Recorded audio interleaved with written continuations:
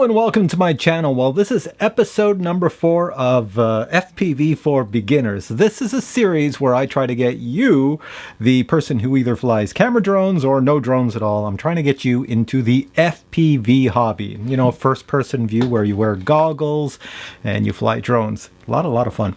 So this is episode number 4 and it's going to start right now. Here we go.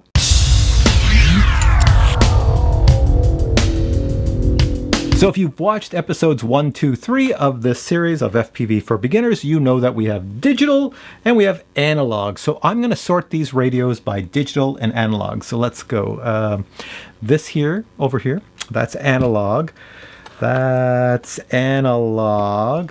This one is analog. Oh, and this one over here is analog. And what are we left with? Oh, we have one for digital. That's pretty much it. So if you want to get in the digital hobby, then you need this radio. And there's only one right now for digital, and that's by DJI, and it's called the DJI remote controller for FPV. And the price for that is right up here. I've put the price, how much this costs. And you can see there's not a lot of switches or dials on it there. It's pretty straightforward. Now, depending where you live in the world, I live in North America. I live in Canada.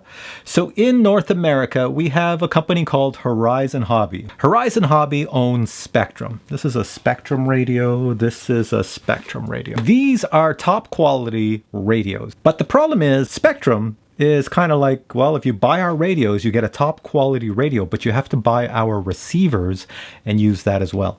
In North America, if you buy drones from Horizon Hobby, there's not a lot of them, but if you buy them from Horizon Hobby, they have the Blade series and a few other series, then they will come with Spectrum receivers and you would possibly need a Spectrum radio. Now, the majority of drones that I've recommended for you to buy in episode number 3 do not come from Horizon Hobby. They come from all the major retailers of drones and they don't really use Spectrum receivers. So because of that, I'm not going to recommend the Spectrum radios to you. I'm gonna put these aside. Now don't get me wrong, Spectrum is a really good radio. It's top notch. It's probably better than some of the radios I'm going to show you, but you know, there's not a lot of Spectrum receivers in the drones that are available that you would buy. So for that reason, in this video series, I'm going to stick with Taranis, FR Sky, Jumper, Radio Master radios, and of course the DJI digital system, because those radios will work with everything we're going to look at in this video series.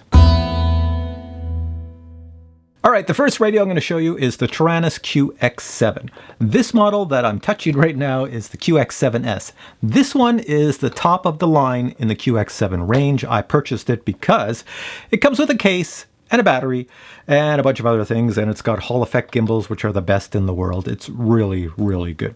I love this radio. I've been using it for so long. It's pretty scratched up, but it looks pretty good here. So I have another camera over there and it can take a close-up. This is what it looks like, and let me just spin it around and show you. It's got nice little rubber grips on the back, and right here it's got a bay that you can put a crossfire. If I open that, you can put a crossfire in there, and let me spin it around to the front. All right, so I mentioned the word crossfire. All crossfire means it's another module that you can add. You can use it in the RC hobby, and it gives you another antenna. So this antenna here that comes on my little radio, this is going to give me, you know, quite a long range when I'm flying FPV drones, probably a mile, maybe over a mile. But if I put a crossfire module in the back here, you know, this back cover comes off. I'll take that off and show you. If I put a crossfire module in there, it's a little square thing. It fits and it comes out and has an antenna on the top.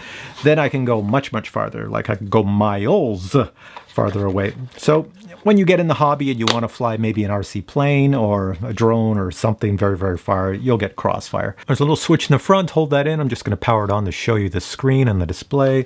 Welcome to OpenTX. So it says it's got OpenTX. You can see it at the bottom. Now it's going to disappear. It's probably going to tell me throttle warning because my throttle's too high. Got to put that down. It will tell you, speak to you. It's got voice in it. It will speak to you to tell you lots of warnings to say, hey, your throttle's up, because you don't want to start your drone and the throttle's all the way up and you plug in the battery. Next time your drone takes off. Same as your switches. It will warn you about that. It's a really good radio. Now, it comes in several prices. Let me show you the high price. This is the most expensive one, which comes with a battery case, the Hall effect gimbals, a pile of other stuff. So let me point up here. There's the price of this model. It does come in a budget version too, so it doesn't cost very much if you buy the lowest price one. There's the price of the lowest priced one right up there. It's not very expensive at all. That's the budget one. I just want to warn you, a lot of radios do not come with batteries, so if you get the budget one, you have to add a battery to it. So anyways, let me show you the next radio. All right, the next radio I'm going to recommend is the Jumper T18. I've done a review on this one recently, and it's a really good radio, and it is my daily radio now. I use it with all the drones I have. I really like this one. It's really inexpensive. Now, it's very similar to this one. So the differences are color screen on this one, no color screen on this one. It has upgraded gimbals. The gimbals on here are even better than this one. But if you get the light version of this, then you get the same gimbals as this one. So the benefit of this radio over this radio here, the old QX7, is that say you accidentally got a FPV quad and you have the wrong receiver. Say it has a Spectrum receiver. Well, this radio can only connect to, Taranis compatible receivers. But this radio can connect to every single receiver on the market, except the digital system. So if you have a Spectrum receiver, this can connect to it. So this is one to get. This is the new technology for the year 2020. This is not a 2020. This is not a 2020 radio. So this is one I highly recommend. And this model I have in front of me is top of the line. Here's the price for the top of the line model right there. And you can also get it in the light version, as I mentioned, which is pretty much the same as this one. There's the price for the light version. And yes, in the back, you can also put a crossfire module to go super, super far. So this is a really good radio. And here I'll put these two radios side by side so you can see them in my little camera down there and see what they look like. So either of these radios are a good choice. Not very expensive, good choice for this series. And if you're a beginner in the FPV world, great radios, and you can use these for years and years and years. If you go into the plane hobby, helicopter hobby, some other hobby, these radios will work. So now the problem is the third one has not arrived in the mail yet. It's supposed to be coming soon, so this video is created when I do not have it in hand. But I've watched other reviews of the radio, and it's pretty darn good, and that's why I'm recommending it. And the other reason I'm going to recommend it, I'll tell you the name in a second, is because it's made by the same guys who make this radio. So this is made by a company called Jumper.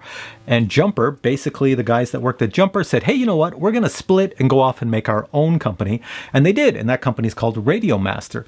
So they have a radio out called the Radio Master TX16S. And I'll put a picture of it right here so you can see it, just a little picture of it. Anyways, that radio is not very expensive. I think it's even less than this one. I'm not sure. But it's pretty much identical to this here radio. It has similar capabilities, color screen. It even has a touch screen and has a few other things. It can do crossfire and all those other things. Really good radio with many features similar to the Jumper T18. And I think it even costs less. So I'm going to put the price of the TX16X up here. How much does that cost? There we go. There's your price up there. So those are the three radios I recommend for analog. All right, so I'll just put these two radios aside and I'll pick up this one here. This is, well, you can see my stickers on it. That's the DJI radio. And yeah, there's not much to it. Not a lot of switches, no display, pretty basic. No, you cannot put a crossfire in it. That's the battery bay in the back. So it comes with a battery, which is pretty good. And all around, it's a pretty basic radio. The reason this is good is because it's for the digital FPV system here, and it's very simple to use. You get your FPV drone, you bind this radio to it. It's very simple. You set it up in beta flight. A lot less switches, very simple to use. And you can see if you look at my screen down here, I don't know if you can see it. On the radio, I have stickers all over it, and that's just so I can remember what switches will do what with this radio. So there's not a lot of stickers, not a lot of switches that I use. And if I haven't shown you the price of this radio, I think I have, but if I haven't, I'm going to put the price up here. Now, so far as of the recording of this video, this is the only radio on the market for the digital DJI system or the CATX Vista or any of those digital systems. There's nothing else. So you're kind of stuck with this if you want to only use this type of radio. Oh, and I should mention the DJI system, no voice in it. You can't put any sounds or voice. There's no speaker in it to make the voice things. And there's no operating system that you can configure like you can with OpenTX. It's pretty much, it's its own unit. You're stuck with that. But it works, so a lot of people like it. I like it. So in this series, FPV for Beginners, I'm going to be using 3 analog radios right here. We have the TX16S right over here for Radio Master. Then we go over to the QX7, then the Jumper T18 over here. And for digital, I'm just using, well, there's only one radio on the market right now, so I'm using the DJI FPV radio right here for the digital side.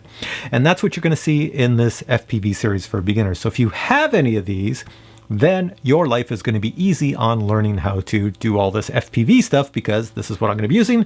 So you just do the same as me. So below this video will be links to all of these radios. Go and check out the links, buy yourself one of these radios, and then follow with me through this series as we move forward doing the FPV stuff, and you'll have a very easy time.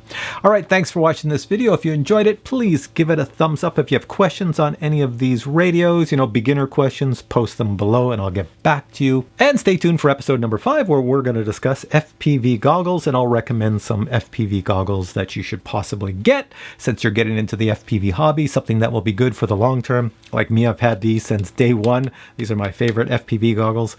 So yeah, we'll look at that in episode number 5. Until then, I say thanks for watching, and we'll see you later. Bye.